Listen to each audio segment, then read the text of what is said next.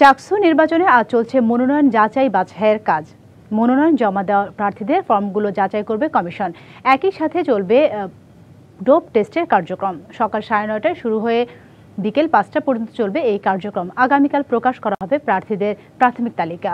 কেন্দ্র ও হল সংসদ মিলিয়ে মোট 1162 জন প্রার্থী 232টি পদের জন্য মনোনয়নপত্র সংগ্রহ করেন। এর মধ্যে চাকসুর 28টি পদের জন্য 528 জন এবং 14টি হল ও একটি হলে 206টি পদের জন্য 634 জন প্রার্থী মনোনয়নপত্র সংগ্রহ করেছেন।